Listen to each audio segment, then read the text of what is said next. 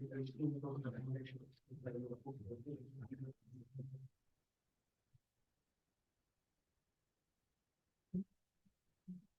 George, can you hear me?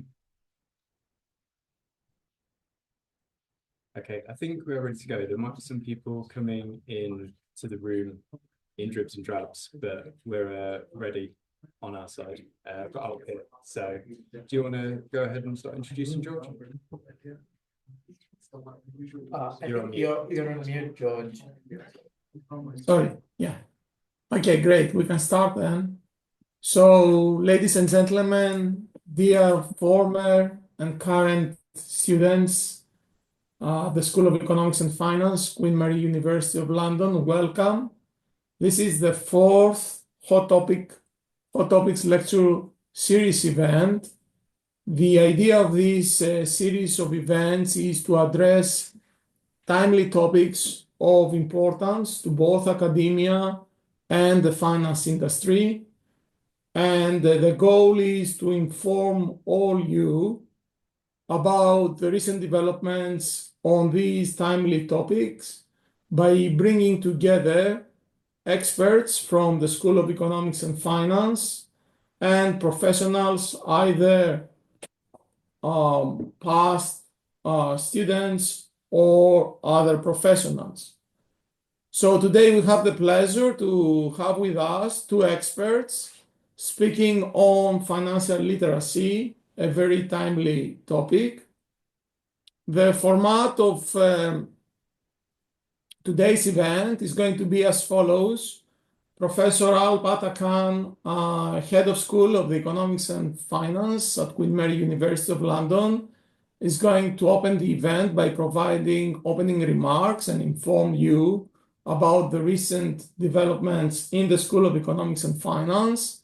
Then Associate Professor Vimal Balasubramaniam is going to give a very interesting talk on whether financial literacy is a panacea for consumer financial markets.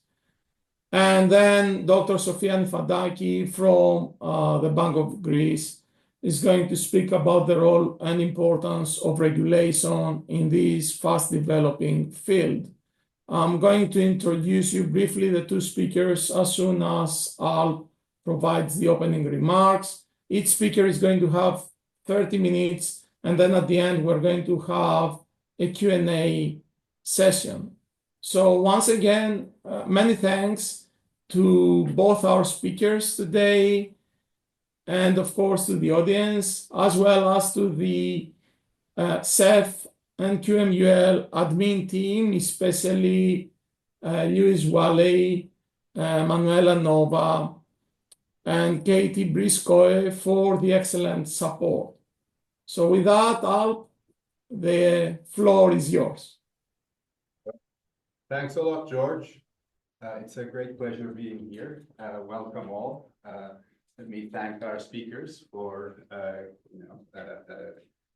doing this event for us. These hot topic lectures, as George mentioned, is just an opportunity to introduce a very topical issue and kind of also showcase some of the work our academics are doing, and also bring somebody from outside, so kind of more into policy, to put it all in perspective. So today we have our own Vimal and Sofia, who will talk about financial literacy. And I'd say it's a very important topic if you think about it. So any government policy that you put in place is going to work through a market mechanism. And the efficacy with which that policy is going to work is going to depend on how the market functions. And you can imagine a market is going to function very different when you have lots of very sophisticated market participants, as opposed to a case where you have very unsophisticated market participants. And the sophistication of the participants in the market depends very crucially on financial literacy. So, I think it's an important issue that we're, and we're very lucky to have two experts in this who will present something to us. Again, thank you very much for coming. It's a great pleasure hosting our alumni, having our current students here. Well, enjoy. Thank you. Thanks, Al. George, do you want to? Okay, sure. So Vimal is going to be our first speaker. Thank you, Alp. Thanks a lot for the introduction. Vimal is going to be our first speaker. Vimal is an associate professor at the School of Economics and Finance at Queen Mary University of London. He holds a PhD from Oxford. He has published in the very best journals in economics and finance. And he also has a very interesting experience in policy, being a member of various working groups appointed by the government of India, the Reserve Bank of India, and the Ministry of Finance in India. Vimal has an expertise in various fields, ranging from big data, asset pricing, to financial literacy. So, Vimal, the floor is yours for the next 30 minutes. Thank you. Thank you, George. Am I clear and audible to you, George? And by extension to everyone that's online? Can you hear me okay? Yes, we can hear you. Thank you.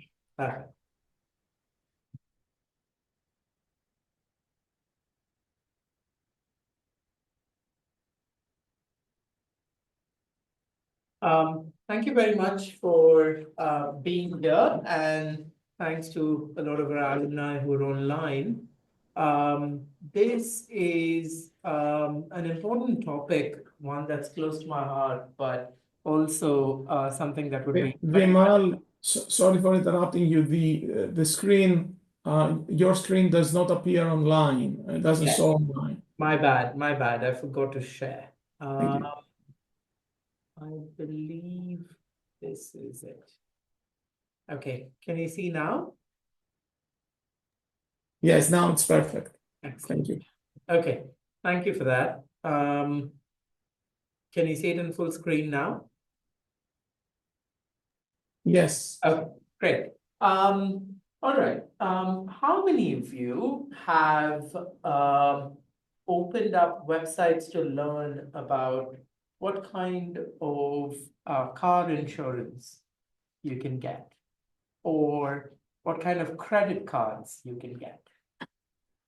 How many of you have felt overwhelmed when you've opened the website to think about what car insurance to get or what credit cards to get?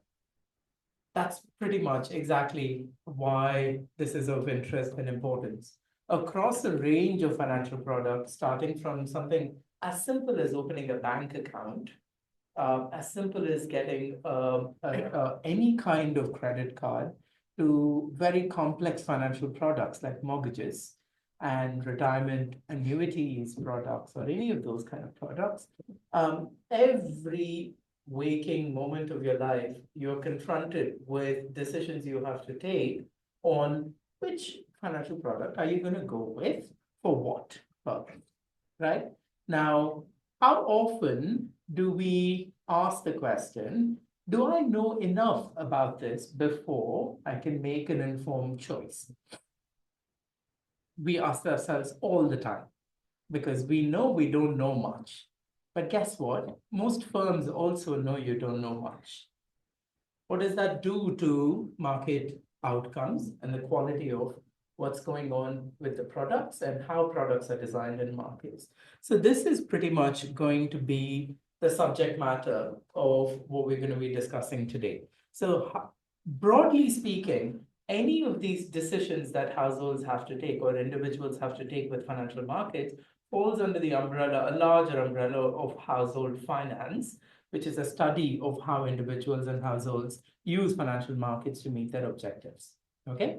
Now, if you were to think about equity markets, there's a whole range of research that shows that investors, individual investors, make costly mistakes with their portfolio, they actually exhibit behavior that goes against what anything that we teach you in a master's program would suggest as a rational approach to managing your money. But sometimes these are not just irrational decisions. These could be heterogeneous preferences. So for example, it could well be the case that for you, what matters most is carbon emissions rather than the average return that a particular company is making for you, in which case you may choose to depart from what would be the best choice you would make in order to fulfill that objective, right? Which is why I've said it's about your whole objective and not just what is considered rational or not. But time and time again, across different aspects of financial decision making, retirement savings, insurance markets, mortgage markets, there's a long laundry list of how individuals and households get stuff wrong. Okay? And people get stuff wrong pretty much all the time. And there's a lot of research that actually has gone into documenting how people get stuff wrong. Now, how do we think about how we can right this wrong, right?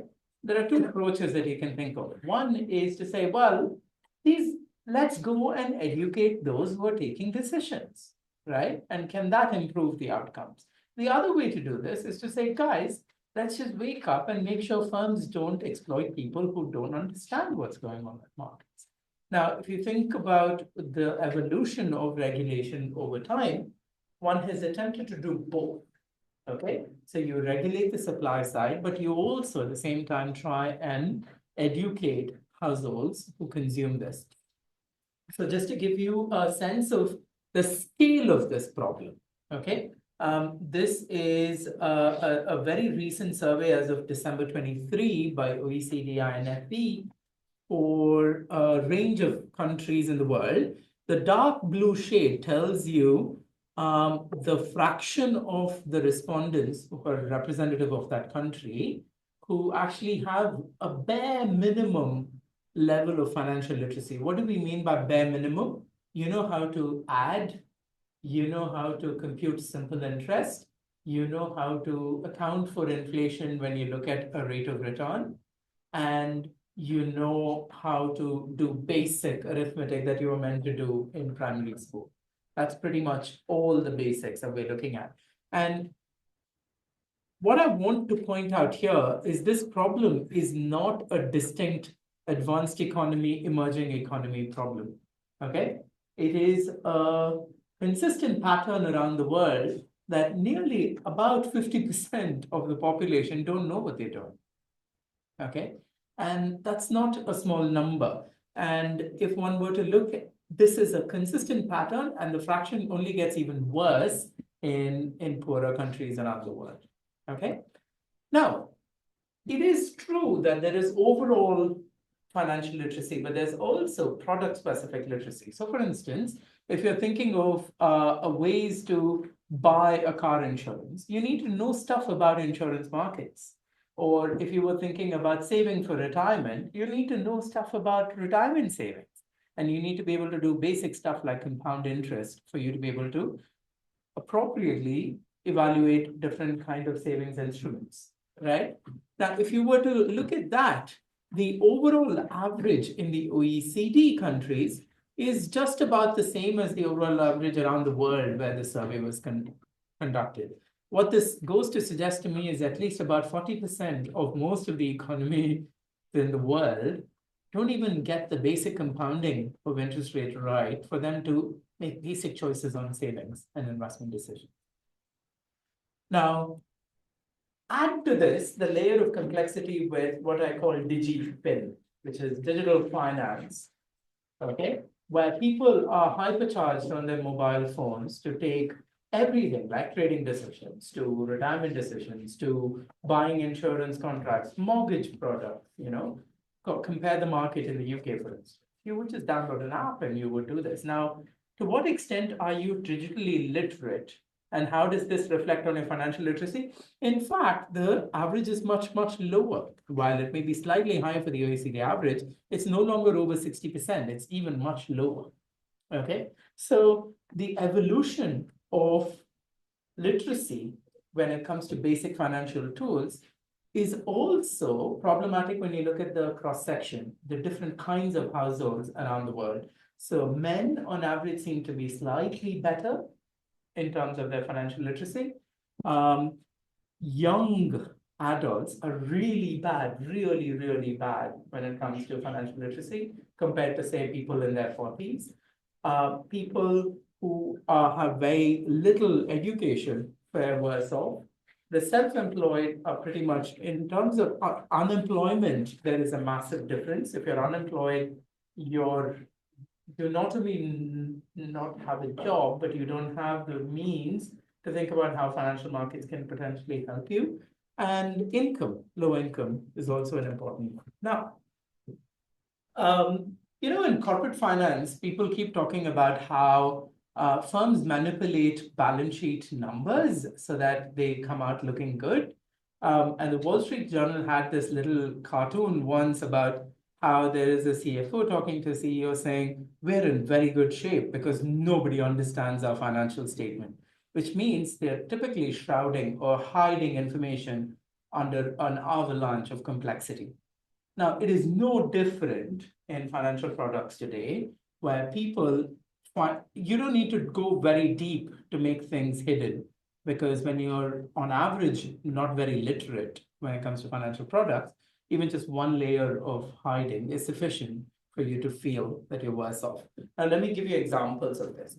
Banks typically choose to hide the ATM usage fee or overdraft fees, typically when it comes to your debit cards, okay? Or if you have a check, a bounce check fee, you may have a minimum balance fee. This is more prevalent in emerging economies. Insurance firms actually try to hide the true cost of joint combined products like these whole life policies, where you're never given the actually fair compensation for the premium that you're actually paying. Mortgage contracts hide all the refinancing terms. This is not just true in financial markets. This is also true in any market out there. But the most important thing about financial markets is this can have compounding ramifications for decades to come. When you go buy a printer, it's a deadweight loss. Yes, you've made a mistake, but that just ends with that printer. Perhaps at some point you will realize you should just buy inexpensive cartridges on Amazon that's produced elsewhere, rather than just buying HP's cartridges, which is where the prices go up. But once you learn, you can actually correct your course and the effective loss is not that high. That's not true with finance, okay? Now, just a simple example of comparison, right? You guys spoke about car insurance and how you've compared. Now I'm just comparing the whole life versus what is called an endowment insurance in India.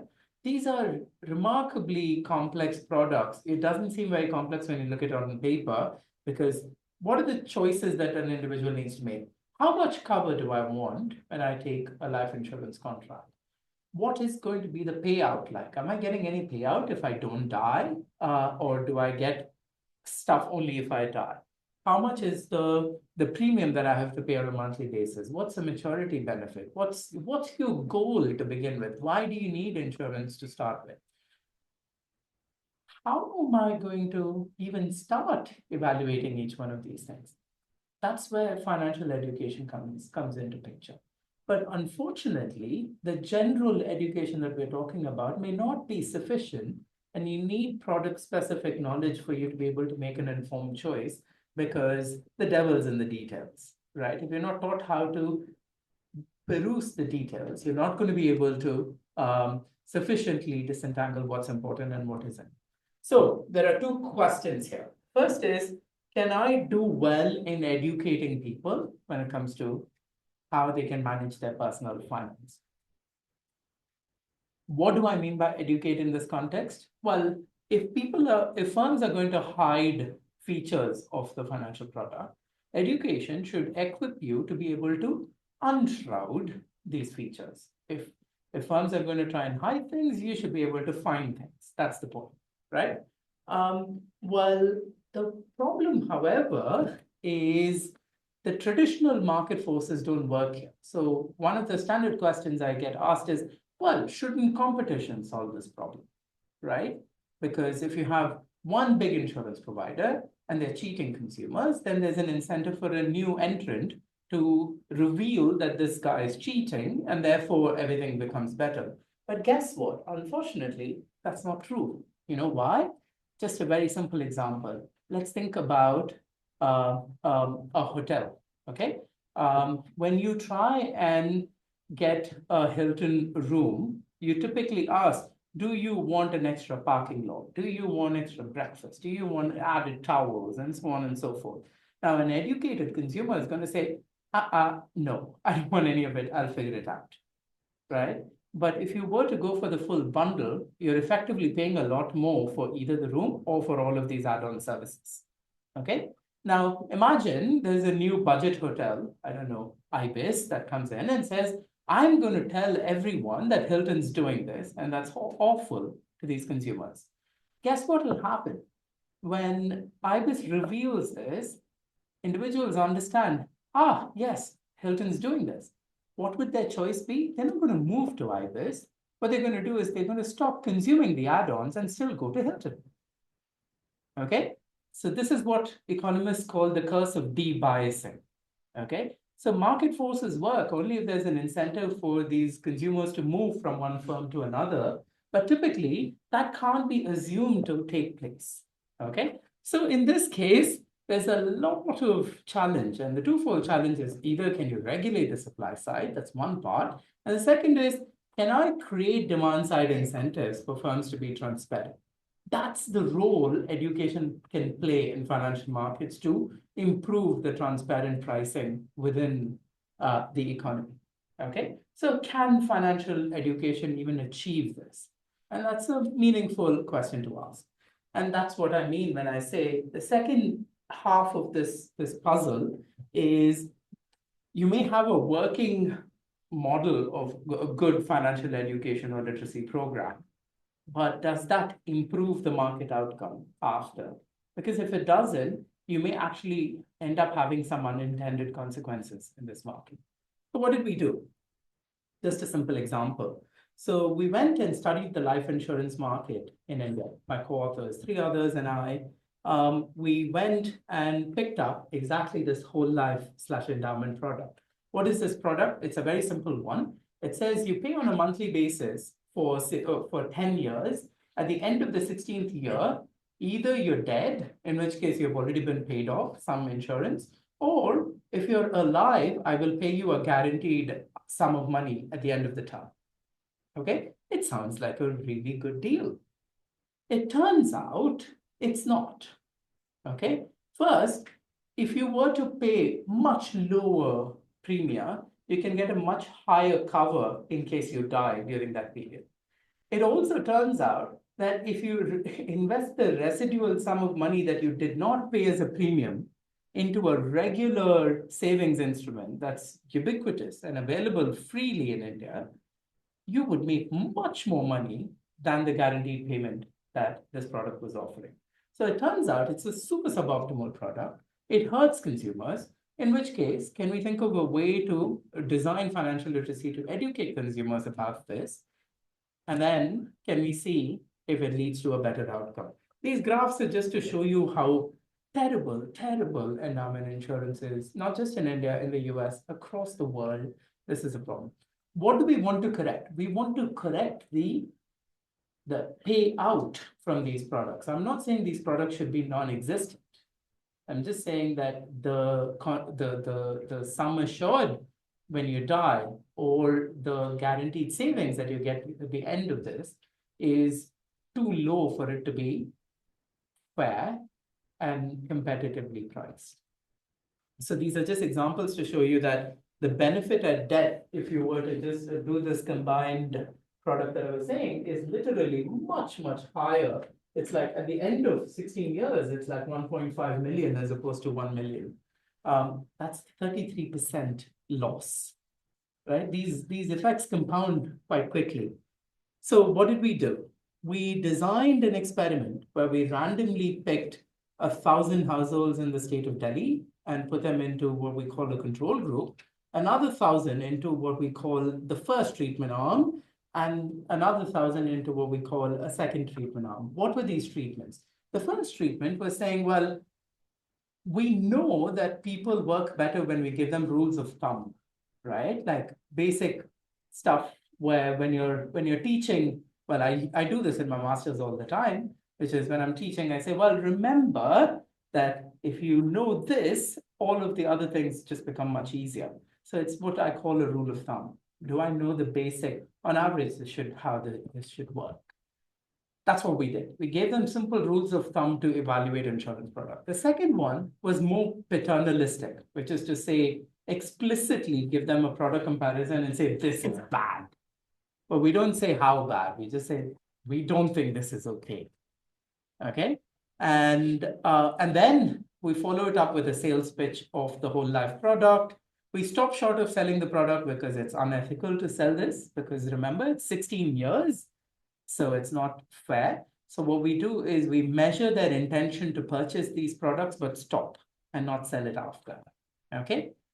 Now, the videos are great, but I'm mindful of time, so I'm not going to show you the videos. But once the slides are up, you can see it. What we find is actually rules of thumb works really well in unshrouding the hidden features in an insurance product. It works pretty remarkably well. And it's one of the best effect sizes, magnitudes that you can get with financial literacy. Typically, financial literacy has had very small but statistically significant effects, but not large ones. Now, the question then becomes, okay, before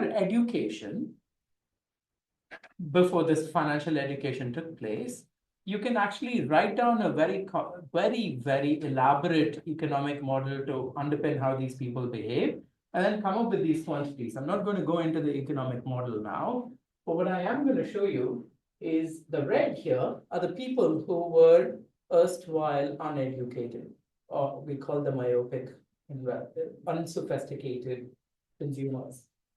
What they gain is this much, whereas this is how much the sophisticated consumers who avoid the add-ons when they go to Hilton and just go stay at the Hilton would consume. Okay. Now, suppose I designed an intervention where I want to help these guys because they're being ripped off. Okay. Unfortunately, if I don't have a large enough fraction of people converting from being a myopic consumer to a sophisticated one, in fact, these consumers are still worse off than the informed ones. So it may be the case that those who learned and learned well have now become sophisticated. But that means the firm has to now cater to them, in which case, who are the losers? The losers who did not learn. Okay.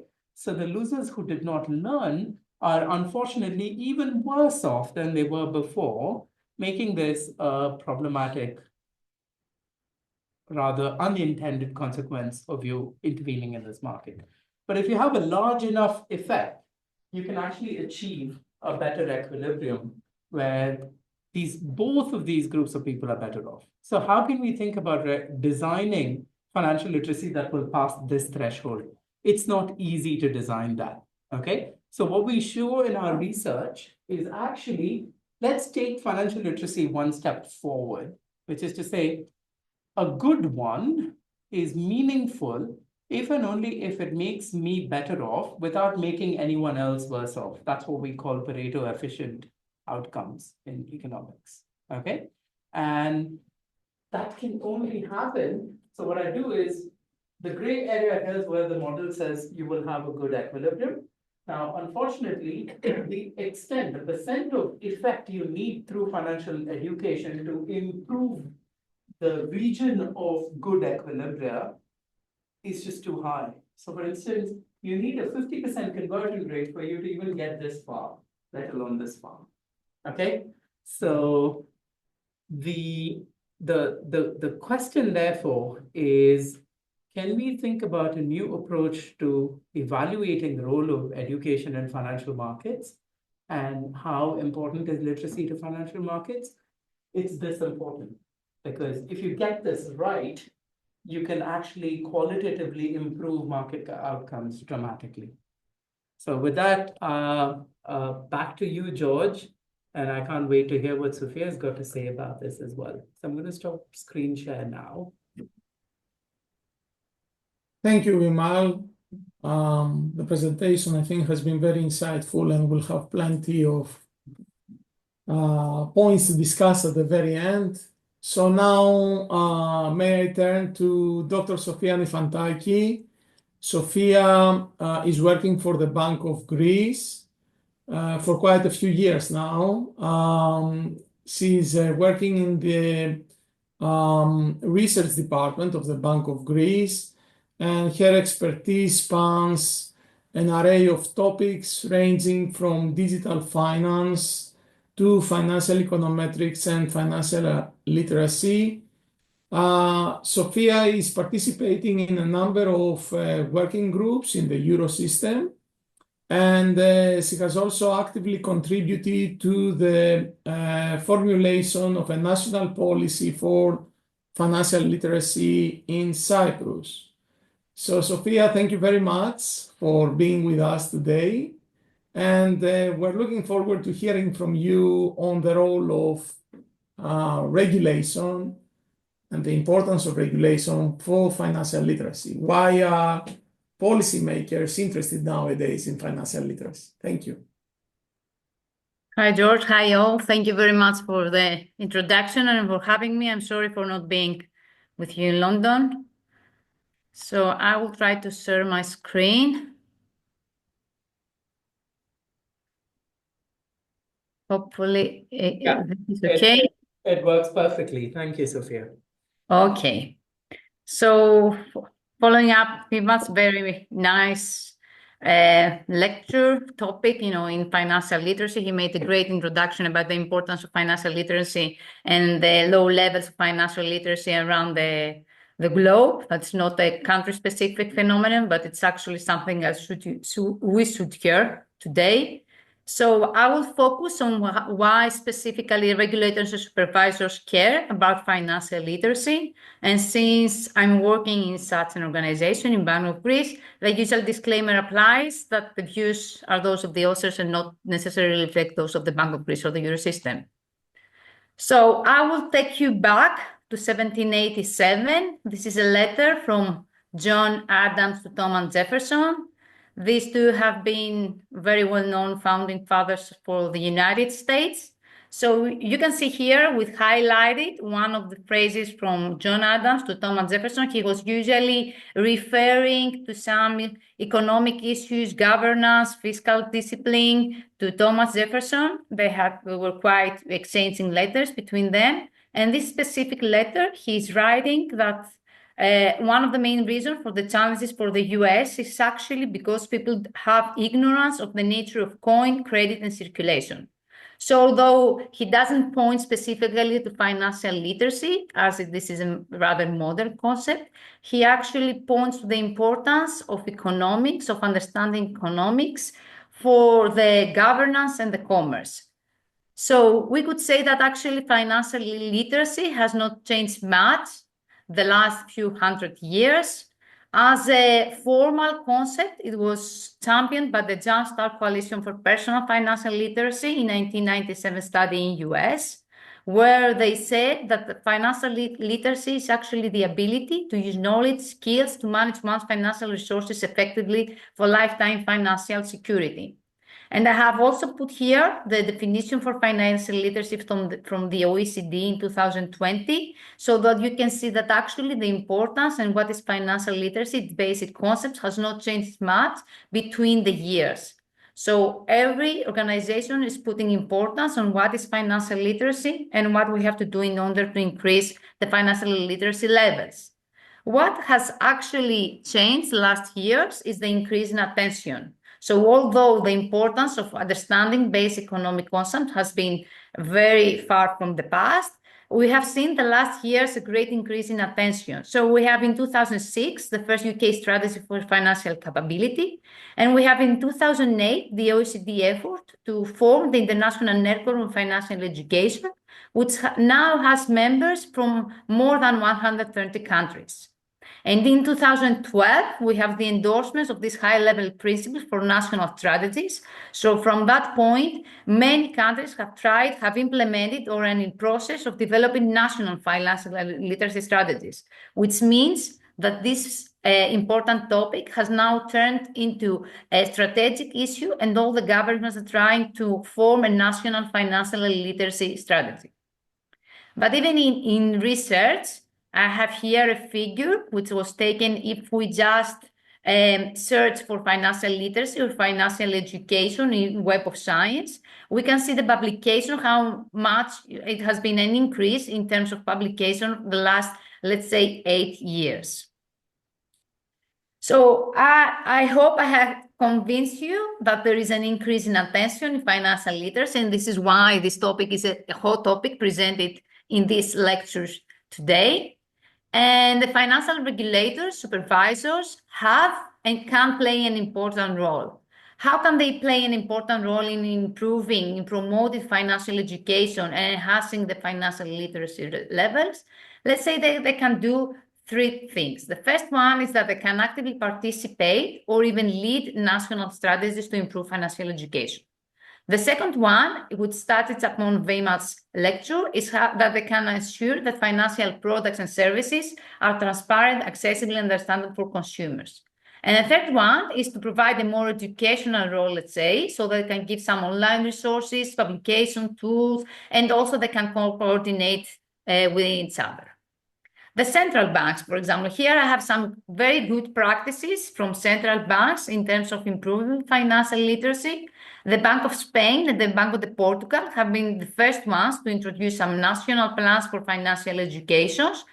And also the Central Bank of Cyprus, as George says, that I have worked in order to form this national financial literacy strategy, has been leading the national financial literacy strategy since the last 4 years. And Banca d'Italia, or the OENB, which is the Austria Central Bank, have already some specific websites when you can go and search and you can find a lot of tools, resources, guidelines that can help the wider audience in order to improve the financial literacy. And of course, at Bank of Greece, we're doing a lot of initiatives. We currently have an exhibition on personal finance at the Museum of Bank of Greece, which you can also Google it. You can find it also virtually and see some resources that we have there at the museum. So at the other side of the Atlantic, there has been also an increase in interest and in efforts in terms of the supervisors and the regulators. I have here 2 organizations. We have the Consumer Financial Protection Bureau and the Financial Literacy Education Commission. Both of these are doing a great job in order to increase the financial literacy and promote financial education. They were running surveys. They have other data, research. They have educational tools, answers to commonly asked financial questions, and so on. And the Financial Literacy Education Commission is actually, the mandate is to develop both a national financial education website, so you can Google says the mymoney.gov, and the National Strategy on Financial Education. As for the European authorities, that the supervisors and regulators, has been work both each one of these and then jointly. For example, the European Banking Authority has it on its mandate to review and coordinate financial literacy education, and has an education repository, an education report, where it actually collects all the initiatives around the countries.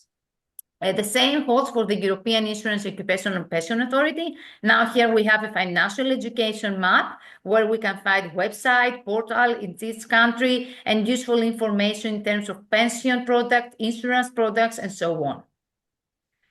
So these authorities have also joined forces, and they have some joint European initiatives, and the focus on the latest joint initiative that these European supervisory authorities had was on more challenges, let's say topical challenges like cybersecurity, scams, and fraud. And also financial literacy has been in the forefront for the Capital Market Union. So Action 4 for the Capital Market Union Action Plan says empowering citizens through financial literacy, which showcases the importance of financial literacy for the Capital Market Union Plan. There has been the publication of 2 financial competence frameworks, one for the adults and one for the children and youth, which was a joint initiative between the EU and the OECD. And there have been so many other European initiatives that they have tried to include some financial literacy initiative, for example, for the investment strategy, MiFID, and so on. So there has been an increase in interest. There have been a lot of initiatives, both in US, in Europe, in central banks, and so on. But why is financial literacy so important for supervisors, regulators, and policymakers overall? The first one is that financial literacy, of course, matters for the individuals. There has been a large literature showing that there are positive financial outcomes when the financial literacy level of the individuals is high. And on the other hand, if there are low financial literacy levels, these are associated with negative financial outcomes, such as high cost of borrowing, debt accumulation, and so on. So the literature is very large, showing these associations and highlighting the importance of financial literacy. In fact, financial illiteracy, so the low levels of literacy, has costs for the individuals, and the National Financial Educator Council has run the last years a survey asking people themselves whether they have lost money because of financial illiteracy. So these are the results for 2023, where more than 1,500 people were asked whether they had lost money because of lack of knowledge about personal finance and which is the amount that they have actually lost. And this is consistent across the time that this council has run this survey. You can see from 2018 until 2023 that more than $1,500 per person have been lost, according to their replies, because of lack of knowledge for personal finance. So personal finance, knowing how to deal with your own money, makes a lot of importance for individuals themselves. Another issue that makes this topic very important for policymakers, because nowadays individual households have to be more engaged with their own financing. There is a longer life expectancy, for example, which means that individuals have to know how they can accumulate some income after retirement. Also, this issue that also Vimal touched upon is the digital financial literacy. So this means that individuals nowadays not only know how to deal with their finances, but also they have to have also some digital skills. So in order to use all these fintech products and so on, they have to know also how to avoid mis-selling, frauds, phishing, hacking attacks, and all these nice words that we have been used now. So this digital financial literacy is very important. So actually, we have done some research in 2021. We have run a survey in Cyprus in October 2018. We surveyed 600 individuals there. And it was the first study which investigated the implication of financial literacy in the use of digital financial services, and more particular on the internet banking. So we had some questions of financial knowledge score of basic concepts, and then we had some questions on the uses of iBanking. So here are the questions. We use 7 questions. The first one are the big 3 questions of Lusardi, which are usually used in such surveys. And we also added some extra questions because we also wanted to capture some basic banking knowledge. And then we had 2 questions concerning the banking activity and behavior. The first one is whether the individual were using branch visit or iBanking in order to receive basic financial services. And the second question was for those that they replied that they don't use iBanking, what are the reasons for doing so? So we asked them whether they didn't use iBanking because they didn't trust iBanking, they didn't have the necessary IT skills, they didn't have the banking knowledge, or they just wanted the personal contact with the bank officer. We did some probit analysis and we tried to dig further on their responses why they were not using iBanking. So this is just one table that shows actually what are the determinants of using rarely a branch, and on the other hand, what are the determinants of using rarely e-banking. And in all this regression, in all these models, we can see that the financial knowledge scores, which is the first 3 lines, are very important and statistically significant. And if we now turn to the reasons why they are using iBanking services rarely, we can see that actually the financially illiterate individuals are those that they mention as the reason for not using iBanking more often, the lack of trust. So what are the main findings, let's say, of this survey? Is first of all, that there is a positive relationship between financial knowledge and the frequency of iBanking use. And the second one is that the financially literate consumers not only lack the digital skills in order to use the iBanking, but also the lack of trust. So financial literacy plays an important role, both in trusting a new product, banking, and at the same time, if this is combined with the digital skills, it means that it enhancing also the use of digital financial products and services. And actually, this is a survey that Vimal mentioned before, that it has the digital financial literacy, the definition of digital financial literacy, and how this is connected to financial literacy. So I'm not going to show it again. Now, at the macro level, the policymakers, why are they interested in financial literacy? It is good for the individuals because we have new challenges, as we said, that scams, fraud, digital financial literacy, and so on. But also they are interested at the macro level because the financial literacy leads to stronger overall economy. If you know how the economy works, which means higher financial literacy, it means that you have a stronger overall economy. You trust more, and you know also what is going on. And it's also very good for the financial institutions because better informed customers are also more active customers. And at the end, the point 4 that I have there is actually that policymakers, why they are concerned about financial stability. So there is much research that shows that actually financial literacy is connected with financial resilience.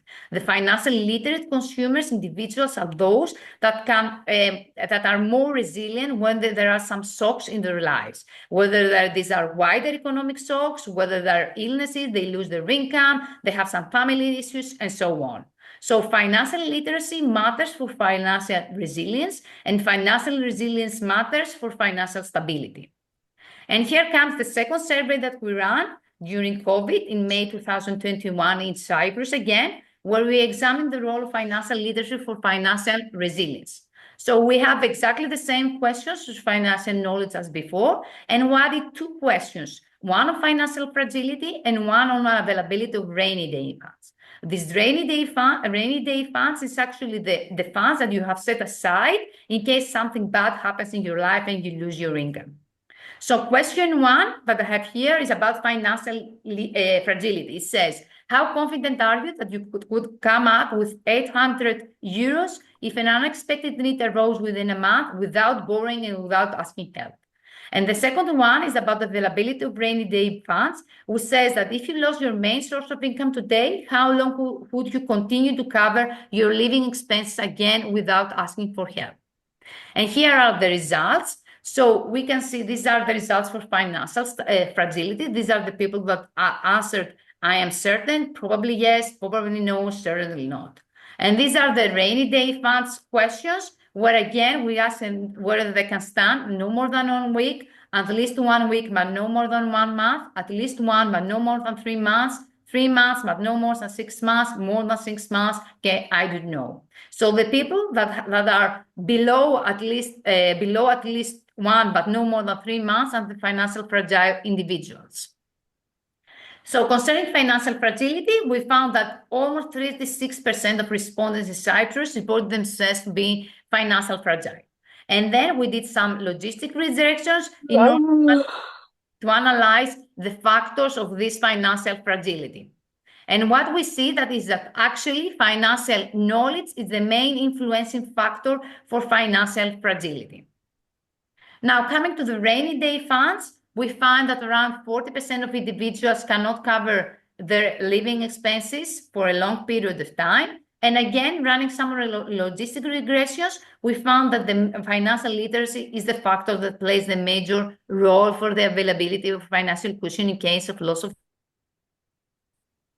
So is this a Cyprus-specific event? The answer is not.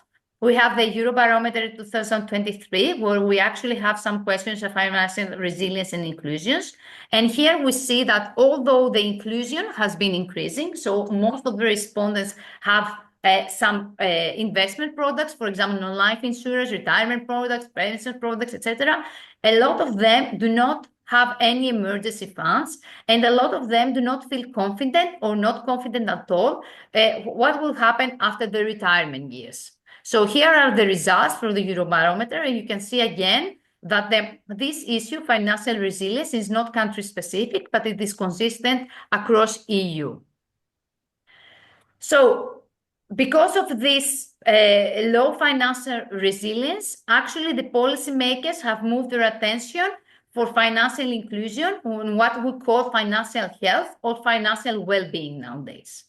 So financial health is the extent to which a person or family can successfully manage their financial obligations and at the same time have confidence in their financial future. So you don't have to feel stressed about your financial future, and you know how to absorb and recover from financial shocks. And indeed, the key determinant again for financial health is financial literacy. A very recent article from BIS, from the Bank of International Settlement, has actually highlighted the importance of financial health, that the policymakers have to move from financial inclusion to financial health. And it has also highlighted that financial literacy is one of the reasons that behind increasing financial health. And financial health is almost the same, is being used as a term interchangeable with financial well-being. And the OECD in 2024 has actually moved into highlighting this financial well-being, that all the efforts of the policymakers should be towards guaranteeing the financial well-being of the individuals. And the factors influencing individual financial well-being is access to quality financial products and services, digital financial inclusion, financial literacy, and safe and responsible financial behavior. And it has actually, now this is very, very small, you cannot read the letters, but you can go to the OECD 2024, which is the most recent report. It has been 1 week ago that has been published, and it's talking about the theory of change towards financial well-being and how both the supply side and the demand side and all the policies should focus on how to increase financial well-being, financial health of individuals and households. So some conclusions and the way forward, how the regulators, the supervisors, and the policymakers should work nowadays, what are the new challenges. So the most important is financial resilience, let's say, and having the availability of these rainy day funds in order to guarantee financial health for the consumers and for the households.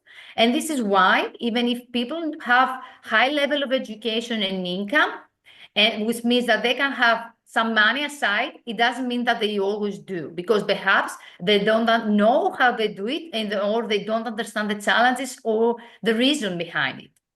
So this should be combined with high level of financial literacy. But financial literacy is not, a kind of just educating people and give them then a test and they can have the pass. We should focus on changing their behaviors, on behavior outcomes, because now there are more challenges. For example, these buy now, pay later products, which are more complex and may increase the risk of falling in the cycle of debt if these are not accompanied with good behavior outcomes. So policymakers, regulators have a crucial role in promoting financial well-being. And for the end, I have two graphs, two figures. The first one is this one from the National Endowment for Financial Education, which actually summarizes what we have said in this lecture. In the center, this is the financial well-being, and around we have the financial knowledge and access. So financial well-being is connected with financial knowledge and access. At the same time, on the right-hand side, we have the financial actions and outcomes. So we should also change the behavior in order to have financial well-being. And on the bottom, we have also the background that plays also an important role: the family, the culture, the values, and the belief. So all these interconnect, and at the heart of this, of the personal financial ecosystem, we have the financial well-being of the individuals. And this is the bright side, that UK has already a strategy for financial well-being. These are the goals for 2030, which says that we have to increase the financial foundations. What are the problems, which are the goals? So we have 5 goals, and this is supposed to be achieved by 2030. So this is very ambitious that UK has already strategy towards this goal. So this is it from my side. Thank you very much once again, and looking forward for the discussion and the Q&A later. Thank you, Sofia. Again, I think your presentation gives rise to a number of points to be discussed. So now we can come to the Q&A session. So those of you who are online, feel free to send us a question via chat. And I guess Vimal, who is in class, can collect any questions from the attendees in class. That's right. If you wish, I can break the ice by throwing a couple of questions to both of you. It's up to you. Or may I throw a couple of questions? Yeah, please, go through it. Right. So whenever I was hearing the term financial literacy, I was thinking, oh, this is a nice term. It echoes nicely. But what is the exact definition of financial literacy? It seems that various definitions are given, and these are quite broad. So is financial literacy only about the very basic financial concepts like the ones that Vimal mentioned in his talk, like, for instance, the notion of compounding and inflation? Or is it really, something bigger? For instance, Sofia mentioned about the digital world in banking, etc. So especially in the world which is moving very, very fast, we come across new notions in finance. So I'm wondering, what is financial literacy after all? What does it cover? Is it, for instance, if it is something bigger, is it synonymous after all of getting a degree in finance? If not, what is the added value of a degree of finance after all, if we are fine with staying with financial literacy? And if financial literacy is really, about consumers and individuals, does it have anything to say about institutional investors? And what is the role of financial advisors in a financial literate world? If financial literacy really equips us with the necessary tools to navigate through, nowadays world, why do we need a degree in finance? Why do we need financial advisors? And, after all, if we go to the other extreme where we know nothing about what is going on, and we're completely ignorant about the various financial concepts and financial products, then isn't it the case that the burden is on the financial regulator to step in and to the financial advisor to step in and navigate us? Do we really need to know everything? So these are just some very first questions. Thanks a lot. Thanks, George. Sophia, there's actually another question. Sam, you can go ahead. Hi there. Sorry, so this might be slightly divergent from you guys' interests. Sorry, I don't know if you can hear me. Yes. Maybe just wave when you Yeah. can hear me.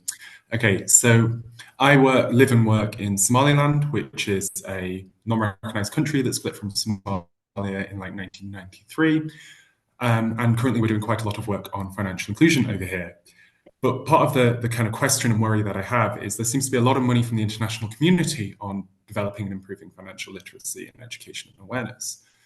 But it seems like there's mixed evidence on the effectiveness and the impact of some of these programs. So if you're in a low-income country with very, very limited budget, should financial literacy, should financial educational programs be a policy priority? And if so, like, how would you do it? Like, what are the most impactful ways that you guys think, as kind of experts in the field, what would you do if you were in this kind of position? Thank you. And sorry, I know it's quite outside of what both of you presented on. I was just a bit curious. Thank you. Sophia, do you want to take both first? If you wish, yes. Yeah, please go for it. Yeah. Okay. Let me start first from Sam's question about the financial education programs. I think that from what I know, there has been actually an evidence that these programs most of the times work. So if they are designed correctly, let's say, then the evidence is that actually they can change, they can do a change. But they should start, let's say, from the very early. So if you, for example, have a course on financial education and personal finance at the very early age, at the primary school, let's say, then you can change the behavior, which is, I think, it's the key here. So because it's not, just teaching what is the interest rate, what is the compounding, etc. You have to also to turn the behavior. And this, in order to happen, it has to be a combination of efforts, both, awareness, education, tools, all the sides. So I think that if you have a limited budget, it worth, investing also in financial education. Sorry, I should probably mention the education system here is incredibly fragile and incredibly limited. And also we operate under a completely Sharia compliant financial system. So there are no interest rates. All of our financial products are relatively simple. So from this context, it's sometimes a bit difficult, but there is so much money floating around from the World Bank, UN, all of these organizations. And it's sometimes a bit difficult to kind of see the potential for actual meaningful improvements in financial inclusion, as opposed to, I don't know, other sort of interventions in health or education. Yeah. Okay. Yes, but education in general is a long-term objective. I mean, you don't see always the effects from one day to another. And I think this comes also to George's question about the advisors. Financial education literacy should include both sides, both the demand and the supply side.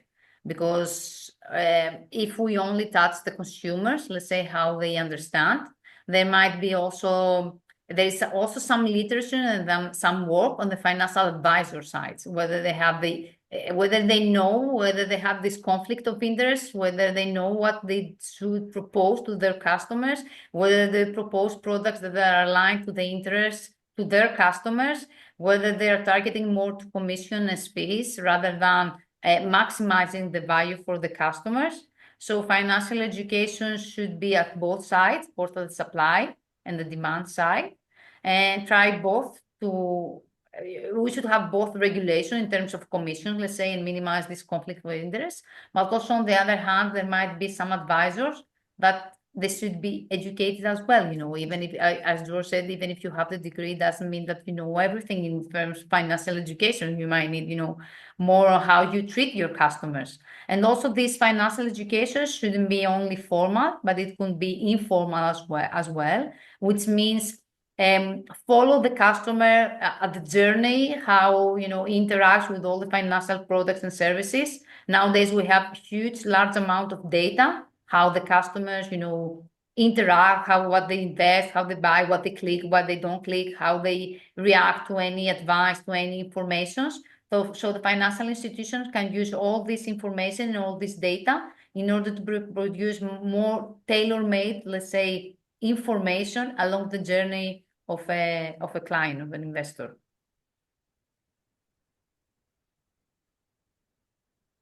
Thanks, Sophia. I echo Sophia's sentiment here, but just to add to Sam, your point about limited resources, this is a question that repeatedly comes up in the Indian context when I talk to policymakers as well.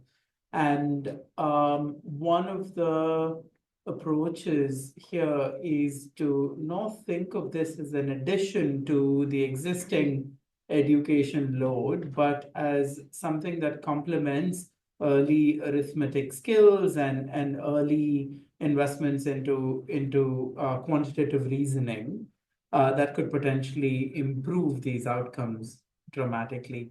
But having said that, there are the mixture of the strong arm of regulation and how households are going to respond to the availability of financial products is going to be different for different countries. And typically you would see that it has to evolve with the nature of the population and its awareness about what different financial products has got to offer. On George's question, I think one of the most important aspects of this whole thing is what Sophia said. It's a journey to be able to evolve and think about what you need to be literate about at different phases of your journey. Now, financial advisors, I think the easiest example I would use here is medicine, right? So when you have a headache, you have the ability to identify that A, you have a headache. B, you can go to a pharmacy, and C, pick up a paracetamol, and you should feel better in, say, a couple of hours, right? Now, all that we are expecting basic financial literacy to do is to enable you to do this with finance. It's not for you to solve and identify whether you have a liver problem, because that's when you need the doctors and you need someone who is going to design a course of action that you need to take and then go and seek that remedial action. So that's where financial advisors come in, and that's how I've always thought of it. But having said that, I do want to point out to one very depressing thing about financial advice. Those who actually really need financial advice never go and ask for it. And those who don't need it almost always go and ask. And both of this is suboptimal. So what happens is typically you don't have the right attitude and approach to this, where there is a willingness to say, look, if you don't know what you don't know, it's fine to ask for help. Now with medicine, somehow that exists, which is to say, look, I don't know what's wrong with me. I'm unwell. I need to go to a doctor, right? But how often do you see that in finance, where somebody says, I don't know how to pick my mortgage. I need to go talk to a financial doctor, right? Now, somehow there's a lot of social sort of pressure associated with this, where you're expected to take choices and decisions on your own. And I guess falsely, to some extent, the role of internet and media also is to be blamed, because your ability to access the product is much faster and higher than your ability to access a financial advisor. As Sophia was talking through, I was trying on my phone to see if there's any app I can use to get financial advice. Actually, no, there isn't. Okay. So that transition is not something that is available for most average households, at least in the UK. I don't know about other parts of the world. Any questions in here in the theater? Will we have access to the slides? Yes, Lewis will make it available. Yeah. I just have a question. Like, I'm not sure if it's like a good or great question, but it's just I want to know like how can improving financial literacy, especially in the UK market, like help in the growing lines of the like in terms of the credit. Like for example, we learn a lot on finance knowledge, but as youngsters, we have this tendency to do a lot of credit. We pass on debt to debt using credit card. So how would financial literacy help in that aspect? Because yes, it's good to learn investment at young, but at the same time, there's an issue with credit. Like for example, we take so much loan and we pass on the credit the next. So how would we be able to balance that? Sophia, did you hear that, or do you want me to repeat? If you could please repeat, it would be great. So the question was, to what extent can financial literacy help with credit decisions, especially for young individuals who roll on credit from one kind of credit product to another constantly, like credit cards being rolled over into another credit card and so on and so forth. Pay now and buy later. Buy now, pay later is what exactly. Sophia already highlighted. One of the things that I found extremely interesting was this is not a well-represented survey. I keep asking people in different walks of life in the UK whether they know that actually there's a credit check conducted every time you are willing to use Klarna to buy now and pay later. So whenever you put in your details and you click, there's a check going into your credit worthiness immediately. Okay. And most people were like, no, this is not credit. I'm just buying now and paying later. Right. And then that's worrying, because that's what financial literacy can help with, right? To identify what is credit by construction, buying now and paying later is. Whether you pay interest on it or not is the second component to it. But the fact that you're using money today for which you're going to pay later by design is already a credit product. Okay, so I think financial literacy can help a great deal there. The other kind of help financial literacy can have is to do with credit decisions. So in the US, there's this beautiful piece of work on how most households thought that their credit score will improve if they keep a little bit of credit balance on a monthly basis and pay interest. Because they thought that actually paying interest and showing that you're able to is what keeps their credit score high. Much to the contrary. Okay. Unfortunately, there's a lot of illiteracy when it comes to actual design of credit products, what its implications are to most families. So the initiative that Sophia mentioned about myfinance.gov, or the initiative here in the UK by the Financial Times on the financial literacy campaign, the UK 2030 strategy for financial inclusion, principally hinges on a lot of different features, and credit is one of them. Sophia.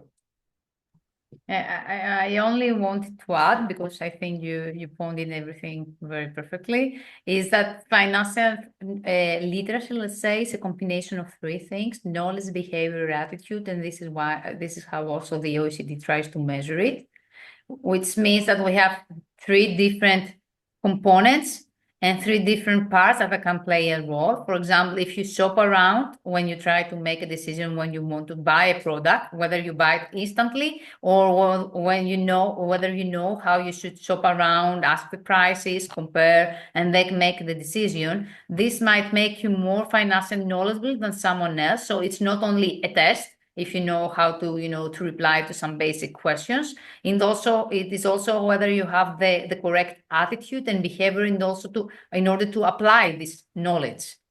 So this credit, buy now, pay later, you have to know also how it works, but also having the behavior and the attitude in order to use it correctly and effectively, this kind of products, and not for excess credit, for example, or for buying something, things that you don't need, and so on.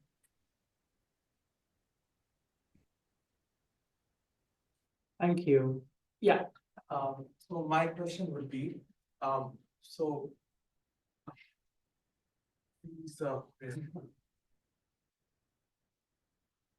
instead of doing the financial literacy, the cost of like giving everyone financial literacy, what governments could do is, shouldn't they go for an approach where they should put nudges when, for example, if you go to buy now, pay later or something, what they should do is they should give a nudge that this is going to cost you, before you make the payment, there should be one page in between that says this is going to cost you this much in 5 years, this much in 10 years, to show the person the compounding effect over time, so that they get to know what it is.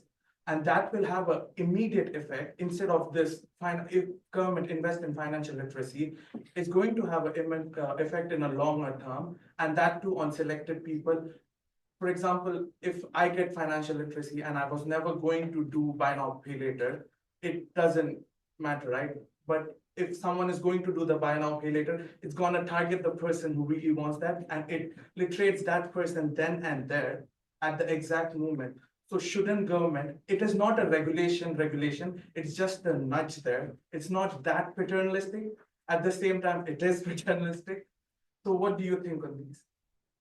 Shouldn't this be the prime focus? Because you get the results instantly, you get the result I think it should be cheaper. So the person going to do that gets that knowledge, especially if you are not be teaching them the behavior. You're just gonna teach them simple like interest and calculation and saying that's financial literacy.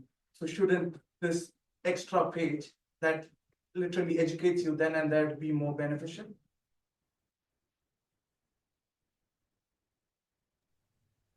So, Sophia, did you hear him?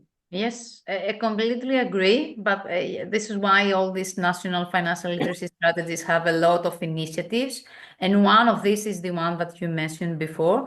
I mean, it is not just one. It is not, there is no remedy, just do only this. Because the population that you target, there are a lot of different variable population and group of people that you need to target. So one of the initiatives should be also to include some screens. This comes to what I said before, going on the journey. The stages that one customer is going to click and have the information on the correct, point during his journey of using this buy now, pay later product and so on. So it should be a combination of initiatives. Of course, it is cheaper, but nothing can be done on its own if it's only one initiative. It has to be, for all the population and for all the groups of population. I mean, I entirely agree with what Sophia just said. One of the things that you should remember is it's very difficult for anyone, including a regulator, to know what is the best product for every individual in this world. And you don't want to go to the other extreme altogether, because there is a cost you pay for centralization to that level. Yeah. So having some sort of 30-second video just before you do buy now, pay later is a great idea. And that's the spirit in which our recent research tried to do this 1.5-minute video that tries to tell you what insurance is, what you should be looking for before you try and buy an insurance product. It works. The question is, are there enough people for which this works? The answer is not quite. Okay. So one of the things that plague the financial literacy, while in principle and in spirit, we know what the policy architecture should look like, we don't have very good high quality solutions for how to deliver it so that you have maximum effect in the economy. Unfortunately, we are not there yet. And hopefully we will get there before we deploy it like the way you're asking. Okay. If there are no other questions, I believe, George, over to you. Okay, I see there are no more questions. Still, we have another 10 minutes we could use, if you wish, by maybe providing some more thoughts.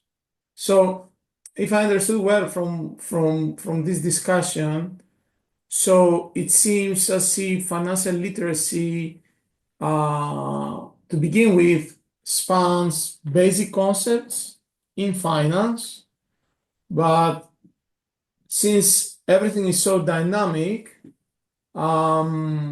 as you grow older, so financial literacy starts from the early ages, and as you grow older, you have developed a culture so that to be curious and learn the basics about new finance concepts, even if you do not have a degree in finance. Is my understanding correct? Yes, and there's some very old work that also shows this. So, for example, teaching young children patience in the classroom early on in their life actually has much better financial outcomes later on in their lives.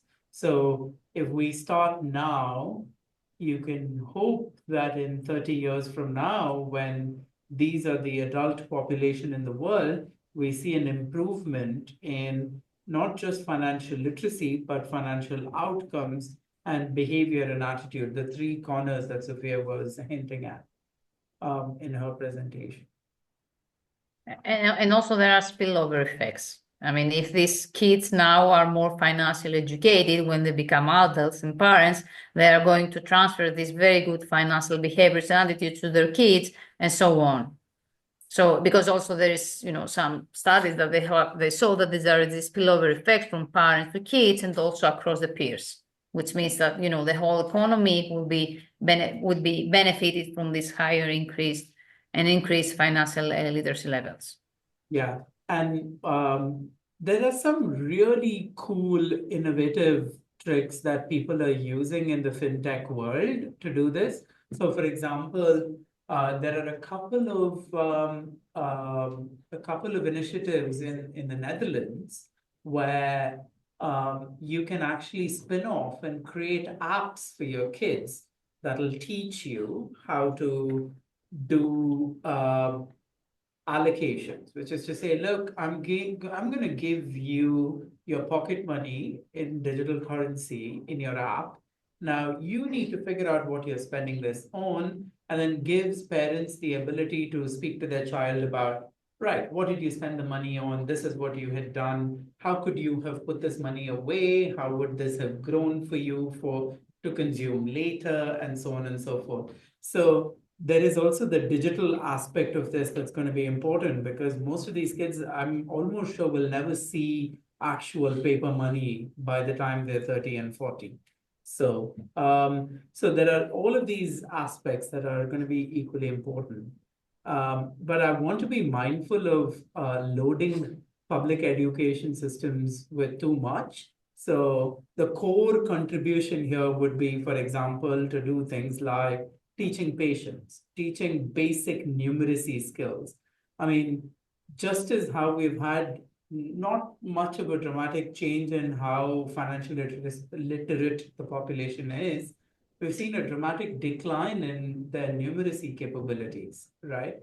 The fraction of people who ask, for example, my master's cohorts over time have asked me if I can get a calculator in for basic products in quizzes, right? Any of these things. So what you shouldn't need a handle to do basic numeracy, but that's not true anymore. And so we have to be careful about balancing technology and your ability to compute and do basic insights without needing an external crutch to do so. Yeah, so it's an evolving landscape, but it has taken about 2 decades, I'd say, to get to a point where there is enough energy to say, right, we need to put resources behind getting this to work because this is important. And now we're getting to a point where the innovation environment in financial markets has started thinking about literacy carefully. So in the UK, I'm not sure if you know this, but the company that runs it's an energy company called Octopus. The parent group has started a new initiative with finance where they are trying to package literacy and advice together, George, just the way you mentioned. So what they're trying to say is, for as little investment as £300 a month for you guys, I am happy to not just provide you the basic literacy you need to manage your finances, but I will also provide you advice, high quality advice to be able to manage that money. So oftentimes the challenge has been scale, because it's not very viable to get financial advice to go all the way down on the income sort of ladder. But with technology, that scale problem is becoming obsolete. And so you're seeing a lot of great innovation going on there. So on the one hand, you have governments pushing for it. There are lots of innovative ideas that are cropping up in the product environment that's trying to solve this problem. So on the whole, I'm quite positive about where we're going to be in 20 years from now. Thank you, Vimal. So this brings, speaking about government and regulation, suppose we're in a fully financially literate world, but at the same time, regulation is quite relaxed. So for instance, we had examples in the past in various countries where loans from banks were given very easily, either mortgages or even loans for consumption, like for instance, going on holidays on a loan. So if in such a world where you're aware of what is going on, you know the pros and cons of your financial actions, if the regulator gives the false signal, isn't it the case that you're very much tempted to take the wrong path? I'm wondering whether there is some research on that, or what are your views on this? What are the implications for regulators? I would love to hear what Sophia thinks about this. You cannot make any causal, of course, statement here, but definitely not. But I mean, the case of Cyprus, for example, we had in a survey, it is a case where there are very low financial literacy levels. So you could say that there is an association between the crisis and the low financial literacy levels, although you cannot make a causal statement, of course. And you can say also, if you take the surveys after the crisis, you see that the financial literacy levels have been low again, which is as if, there was no lesson learned, let's say, after the crisis. But there is no study, associating exactly the crisis, because you cannot see, that there were no other confounding factors there between the crisis and the latest levels. But for sure, if these are higher, supposed to lead to lower probabilities, having crisis, and the regulator has less chances of having to interact and giving the signal, as you said.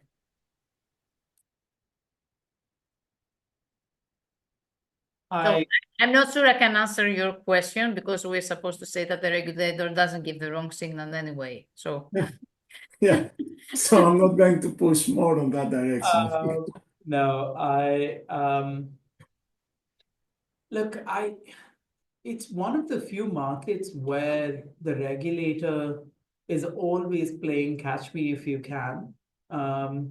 It's really hard to and it's probably not a bad thing, because innovation in any marketplace is going to precede how we think about the welfare consequence of a given innovative idea in that marketplace. So I would not, I always think regulation leaves the world a better place, and consequently, it matters even to literacy of this kind.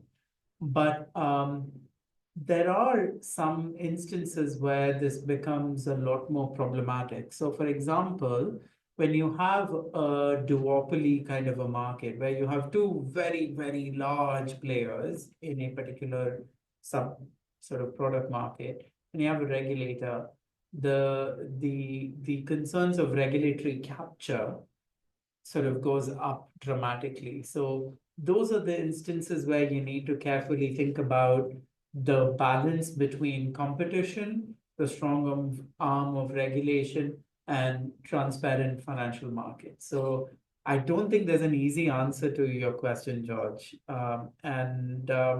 When it comes to financial literacy, unfortunately, it gets even harder, because as Luigi Zingales says in one of his papers or in a book, I remember, if I'm not wrong, if atoms were to respond to physicists when they conduct experiments, their experiments would be very different in terms of their outcomes. And that's what economists are always struggling with, right? Because you throw something at human beings, their behavior is so radically different from what you started off with.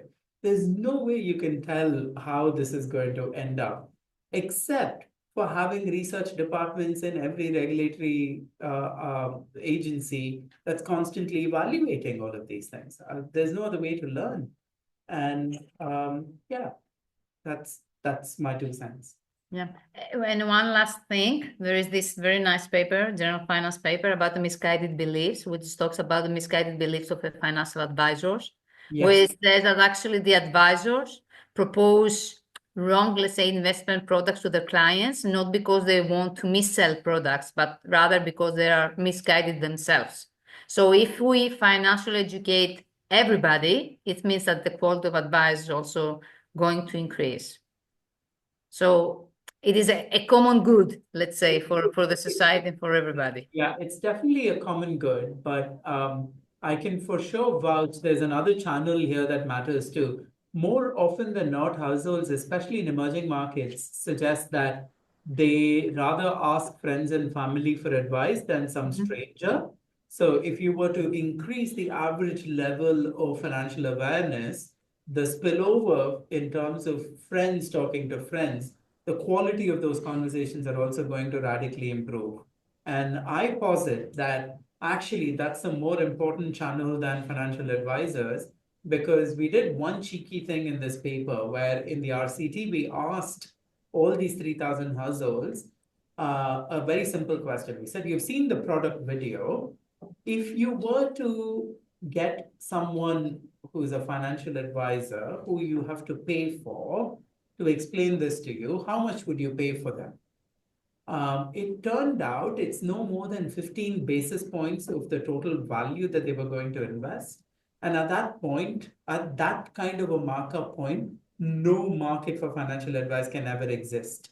So what that means is the friends and family conversations become even more important to amplify quality financial decision making. So And the influencer nowadays. and influencers, yes, of course.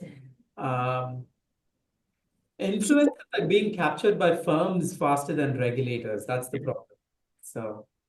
So overall, would you say that from the perspective of institutional investors, is it good or bad news to have to cope with financial literate investors? I mean, I would think that there are two opposing effects. On the one hand, it is this force that Sofia mentioned, that if your customers are more financially literate, then you're pushed towards improving the quality of your services. But on the other hand, if you're facing more financially educated people, then it's harder for you to manipulate them. So what do you think the net effect is going to be? I mean, there's a lot of easy money in the city and in Wall Street and in every financial center in the world. And that easy money comes from people who are making rather silly mistakes with their choices. And with increasing levels of financial literacy, easy money is going to be harder for institutional investors. But that doesn't mean they don't make any money, because what will happen, hopefully what will happen, there's only one paper on this literally, asking, would households be better off going and investing the money with an institutional investor than trading in the market on their own? And the answer is yes. So if you're financially literate and aware enough to realize, no, I should just give my money to Vanguard, let them manage it. Probably you've done a great deal of good already. So there's one margin where it's going to be harder for institutional investors to make money or for uninformed consumers. But on the other hand, they're probably going to increase that asset under management simply because there are more and more people willing to recognize that they don't know what they don't know. So. Okay. Sofia, any last words? I think we have reached the end of today's event. No, thank you very much for the invitation again, George. It was a very nice discussion, and I really love the topic of financial literacy. So it was very nice presenting it. Thank you very much. Thank you, Sofia. Thank you, Vimal. Thank you, Sofia. Thank you very much. Thank you, the audience. I hope you found it insightful and useful, and you enhanced your knowledge. Please stay tuned for any forthcoming events provided by the School of Economics and Finance, Queen Mary University of London. And we're looking forward to seeing you again soon. In the meantime, if you have any suggestions for further improvement, please feel free to reach out to us. Once again, thank you very much, and have a lovely afternoon. Bye-bye. Thank you. Thank you, everyone. Bye. Have a nice evening. Bye.